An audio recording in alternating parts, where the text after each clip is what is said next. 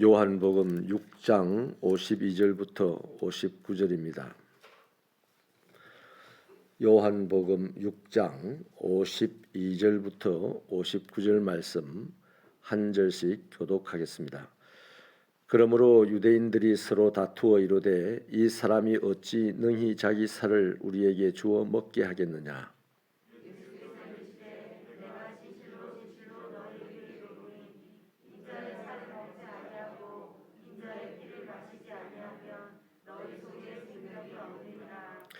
내 살을 먹고 내 피를 마시는 자는 영생을 가졌고 마지막 날에 내가 그를 다시 살리리니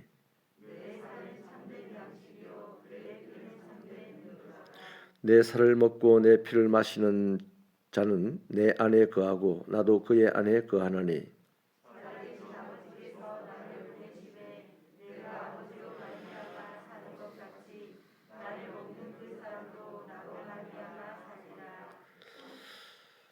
이것은 하늘에서 내려온 떡이니 조상들이 먹고도 죽은 그것과 같지 아니하여 이 떡을 먹는 자는 영원히 살리라.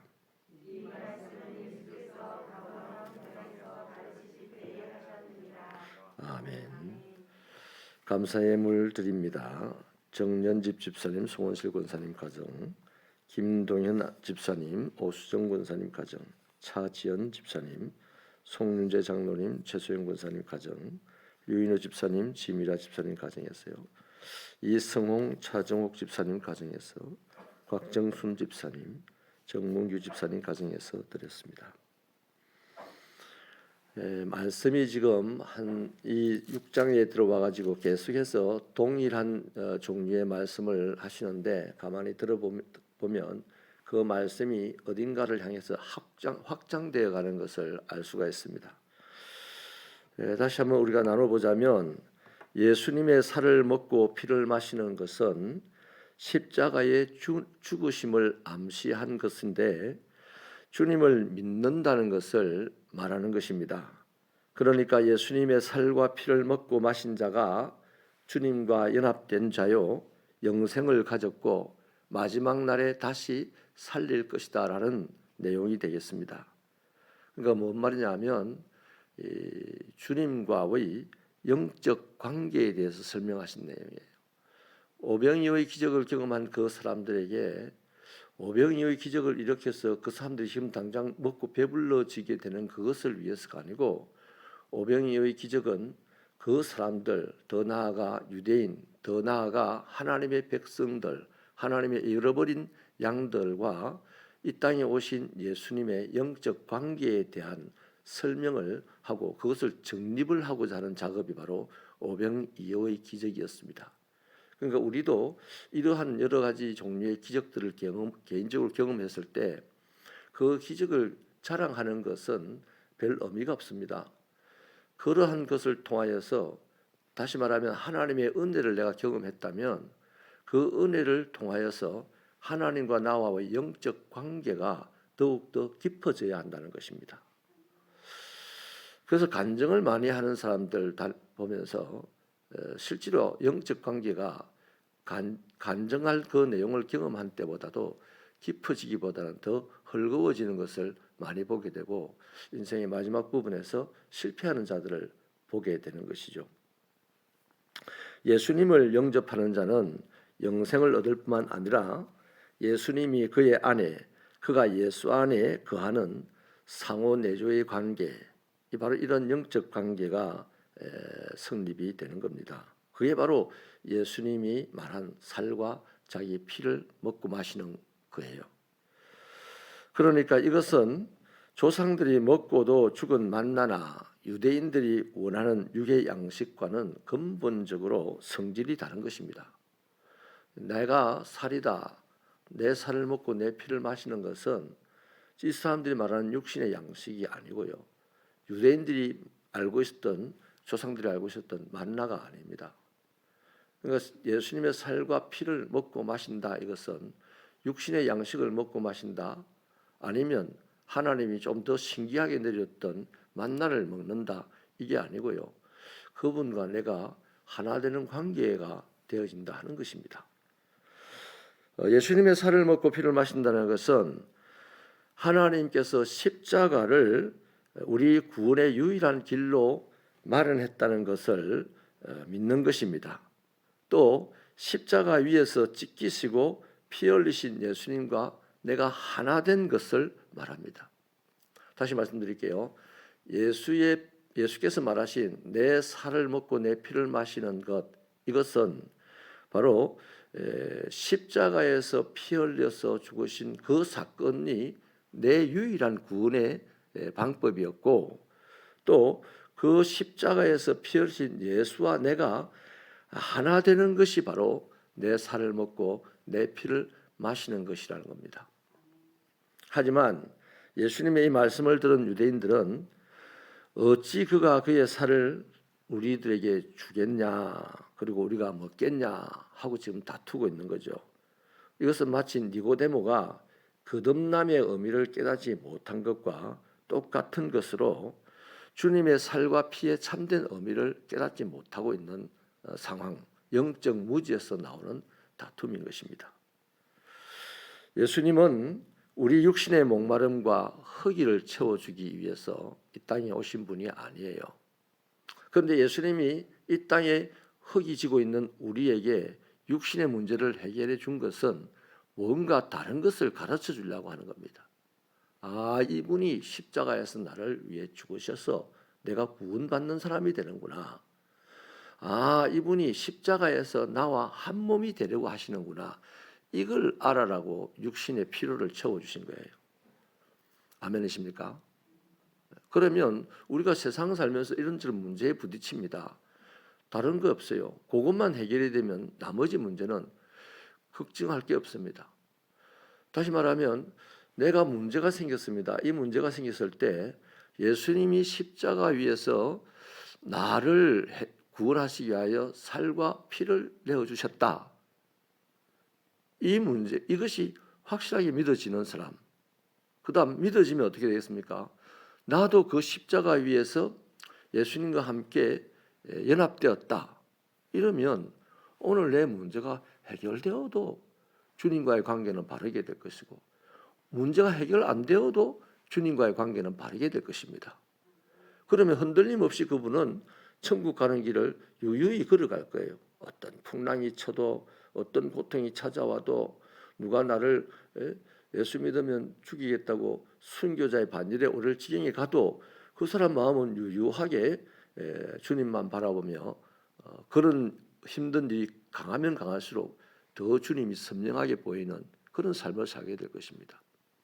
그런데 이 문제 앞에서 문제를 해결해 달라고, 주님 문제 해결해 주세요, 문제를 해결해 주세요, 이것만 주로 우리가 한다는 거죠. 문제가 발생하면 십자가에서 몸버려 죽으신 그분이 나의 구원을 위하여 죽으셨다는 것이 믿어지기를 몸부림쳐야 됩니다. 그리고 그 십자가에서 내가 주님과 이미 연합된 몸이 되었다는 것을 빨리 확인하는 작업을 해야 되는 거죠. 그러면 나머지 문제는 이러든 저러든 걱정할 것이 없는 거죠. 그것 때문에 내가 우왕좌왕할 것이 없는 거죠. 자, 문제 앞에서 걱정하지 않고 우왕좌왕하지 않고 질서정연하게 정신을 차리고 가면, 호랑이 굴에 들어가도 정신만 차리면 물려가지 않는다고 했듯이, 그 문제 때문에 우리가 세상에서 매몰되거나 낭패를 당하거나 하지 않는다는 것입니다. 아멘이십니까? 그래서 명심을 하십시오. 예수님이 내 육신의 문제를 해결해 주기 위해서 이 땅에 오셨다. 아닙니다. 우리 육신의 문제를 해결해 주시긴 해결해 주십니다. 그런데 해결해 주시는 목적이 따로 있어요. 바로 예수가 자기를 위해서 십자가에 죽으신 것을 믿게 하기 위해서 그 문제를 해결해 주신 겁니다. 또 그 십자가 위에서 자신과 연합된 몸을 이루게 하기 위해서 그 문제를 해결해 준 것입니다. 그런데 이 유대인들은 예수님께서 장차 십자가에서 우리와 그들의 죄를 대속하기 위해서 피 흘리시고 살을 찢으실 것에 대한 말씀을 전혀 이해를 못하고 있는 거죠. 그냥 표면적으로만 그 말씀을 받아들이니까 자꾸 다툼이 일어나는 겁니다. 참된 영생을 얻는 길은 유일합니다. 예수님의 구속 사역을 믿고 그분을 나의 구주로 영접하여 한 몸을 이룰 때 우리는 참된 영생을 실제로 얻고 그걸 맛을 봅니다. 내가 매일같이 예수님이 나를 구하기 위하여 십자가에서 죽으셨다. 그리고 나를 십자가에서 당신과 당신의 몸과 연합시켰다. 이게 하나로 딱 정리되는 사건이 세례 사건입니다. 물에 담겼다가 쑥 올라올 때 내 혼자 담겼다가 올라오는 게 아니라 예수님과 내가 묵혀져서 담겼다가 다시 예수님과 함께 올라온 겁니다. 자, 예수께서는 자신의 살과 피를 우리의 구속을 위하여 다 내어 놓으셨죠. 예수님의 살과 피를 인정하지 않는다면, 또 믿어지지 않는다면, 무심코 지나간다면 그 사람 단 한 번도 영생을 생각하는 사람이 아니라는 거죠. 그냥 영생은 받았다 치고 사는 겁니다. 내가 예수님과 한 몸이라 치고 살아가는 겁니다. 한 몸은 아닌데 한 몸이라고 치고 살고, 영생은 아직 못 받았는데 영생 받았다 치고 살. 교회 다니면 영생 받았다. 아니죠. 아니죠. 참 아침부터 좀 이상한 말입니까? 교회 다니면 영생 받았습니까? 아니에요. 예수님과 한 몸을 이루어야 영생을 받는 겁니다. 예수님의 십자가에서 죽으심을 믿어야 영생을 받는 겁니다. 그것이 믿어지고 주님과 한 몸이면 교회 오지 말아 해도 교회 옵니다. 봉사하지 말라 해도 봉사합니다. 누가 뒤통수를 쳐도 그것이 하나님의 일이냐고, 그것밖에 안 되냐고 뒤통수를 쳐도 그 뒤통수 치는 사람을 축복하면서 계속 그 봉사를 합니다. 이런 신앙이 되시기를 축원합니다. 이사야서 54장 13절을 보면 내 모든 자녀는 여호와의 교훈을 받을 것이니 내 자녀에게는 큰 평안이 있을 것이며 라는 말씀이 있습니다. 그때 말씀을 생각해 보면 그 당시에 이사야 시대에 어떤 말입니까? 어른들에게 네 자녀들이 여호와의 교훈을 받을 것이다. 그럼 네 자녀에 큰 평안이 있을 것이다. 이랬단 말이죠. 그런데 이 유대 역사에 보면 아담 이후로 교육은 많이 시켰습니다. 그런데 누가 교육을 제대로 받던가요? 그래서 그 후손들이 누가 평안해집니까? 예수님 오실 때까지 단 한 번도 교육은 엄청 시켰는데 평안을 누린 자녀들이 없어요. 오늘도 칩시다. 오늘도 우리가 설교를 듣고 공과 공부를 하고 온갖 훈련을 받습니다만 과연 그렇게 하는 만큼 우리가 효과적으로 평안을 얼마나 누립니까? 그 문제가 뭐냐? 내가 배운 만큼 평안을 누리지 못한다는 것은 제대로 못 배웠다는 거죠. 올바로 안 배웠다는 거죠. 그럼 그 무엇 때문에 제대로 못 배우고 올바로 안 배우는 겁니까? 딱 이 두 가지입니다. 십자가에서 예수님이 죽으신 것으로 내가 구원받았다는 이 확실한 사실에 내가 지금 기인하지 못하고 있다는 겁니다. 또 그 사실을 믿고 나를 십자가에서 부활하신 예수에게 내가 꽁꽁 묵혀가는 연합된 몸을 이루어 살아가는 것이 약했다는 겁니다. 그러면 자꾸만 보이는 세상의 것을 차지하려는 욕심이 내 안에서 생겨나는 거예요.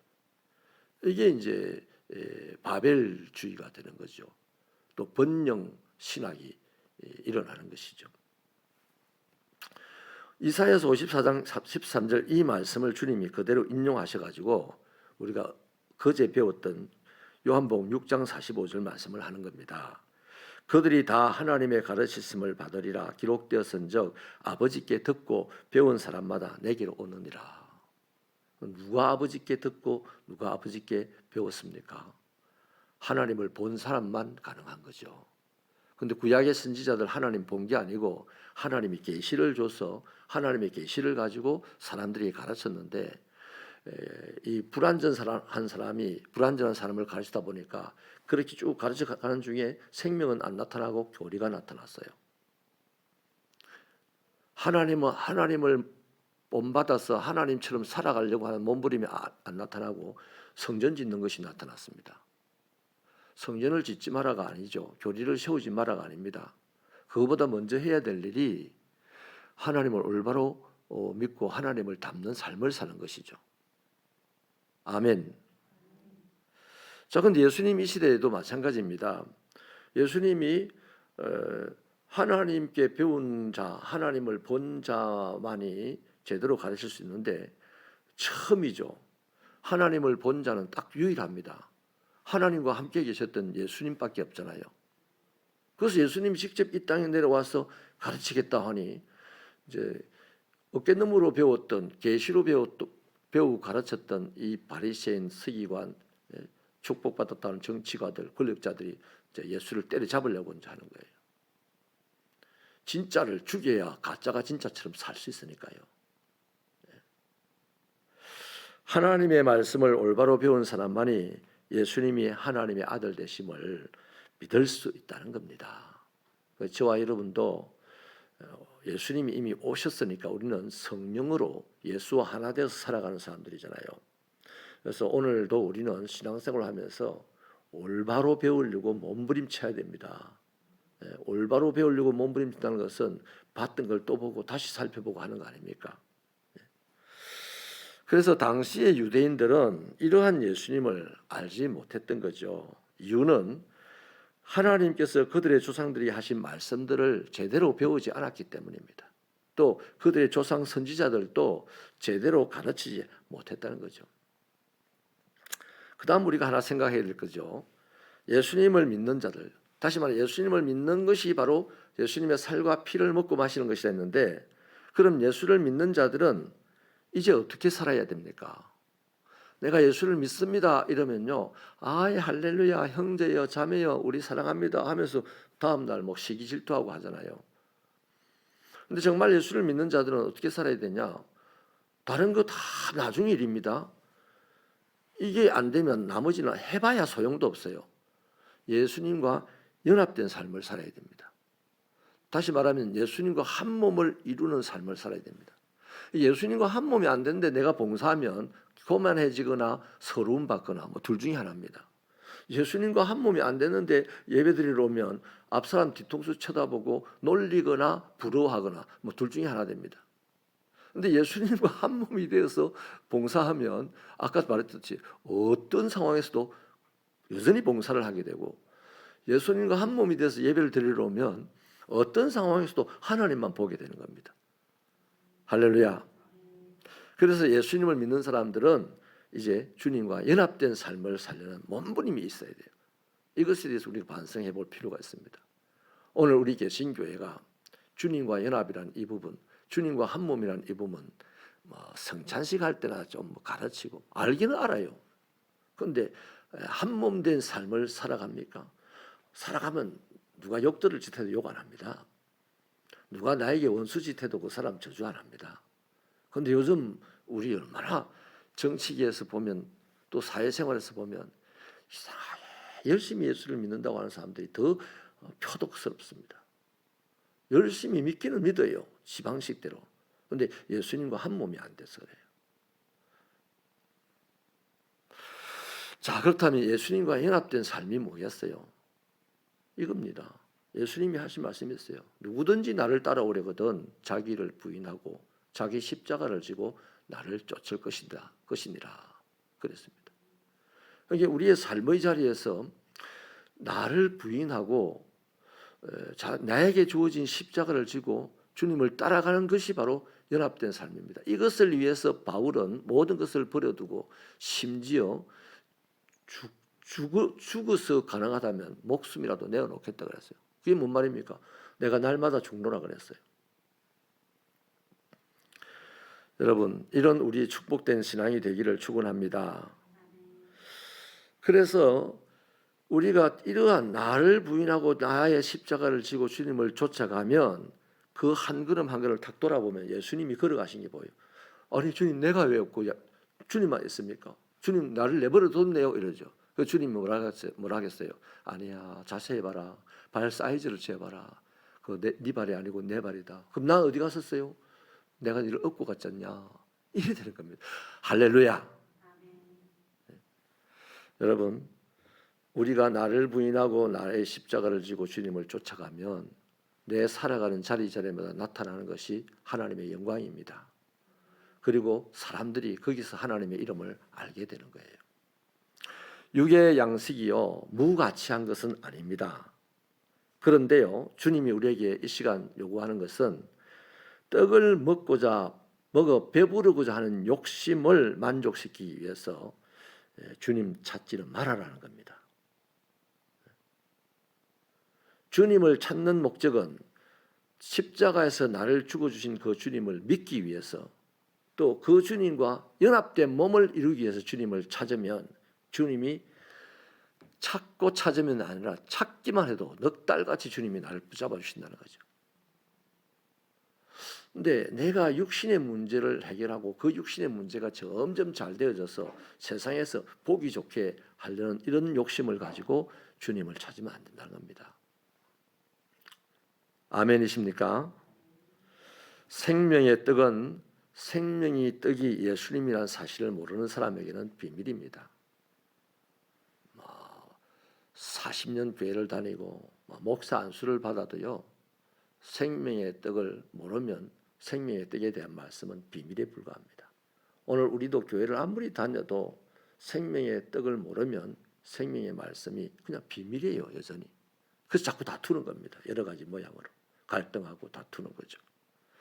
예수님의 표적과 설교를 직접 보고 들었음에도 돌이키지 못했던 이 유대인들처럼 생명의 떡을 알지 못하면, 다시 말하면 십자가에서 예수님이 나를 구원하셨다는 사실과 또 그것을 믿지 못하고 또 내가 그분과 한 몸을 이루지 못하면, 어디서 십자가에서 한 몸을 이루지 못하면 모든 말씀은 지금도 비밀이라는 것입니다. 아리송하고 어렵다, 누가 알아듣겠나 하고 다투는 거죠. 사랑하는 새벽교회 성도 여러분, 그런 사람은 결국에는 슬피 울며 탄식하는 자리에 있을 뿐입니다. 말씀을 마치겠습니다. 예수님의 살과 피를 먹고 마신다는 것은 이미 주님의 십자가 사건과 또 주님의 모든 말씀과 모든 활동에 믿음으로 동의했다는 얘기가 됩니다. 자, 그 사람은 이제 다시는 다른 삶을 살려고 하지 않습니다. 실제 본인의 삶으로 그걸 나타내는 삶이 되는 거죠. 그래서 살과 피를 먹고 마시는 것은 십자가에서 주님이 죽으심으로 나를 구원하셨다는 사실을 믿는 것이 살과 피를 먹고 마시는 것이요, 또 그 십자가 위에서, 다른 데가 아닙니다. 사람을 우리의 활동으로 치면 청소부가 대통령이 되었다. 대통령은 영광의 자리고 청소부는 지저분한 자리다. 그게 아닙니다. 그 청소부의 자리에서 주님과 한 몸을 이루는 것이 바로 주님의 살과 피를 먹는 것입니다. 이런 삶을 살아가면 날마다 기뻐할 수가 있고 쉬지 않고 기도할 수가 있고 모든 일에 감사할 수 있는 사람이 되어서 하나님의 영광을 볼 줄로 믿습니다. 하나님 아버지, 우리의 믿음을 좀 더 분명하게, 좀 더 구체적이게 하여 주셔서 이 세상을 살아가는 동안 어떤 우여곡절이 있고 환난 풍파가 몰려와도 하나님이 주신 기쁨을 잃지 않고 또 하나님과 함께 살아가는 것을 저버리지 않는 그런 신앙이 되게 하여 주시옵소서.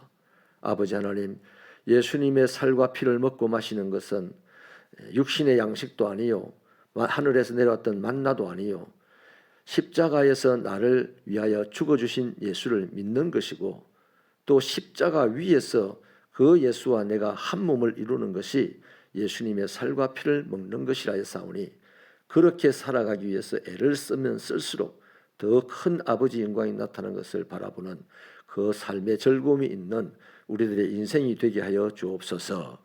예수님의 이름으로 기도하옵나이다.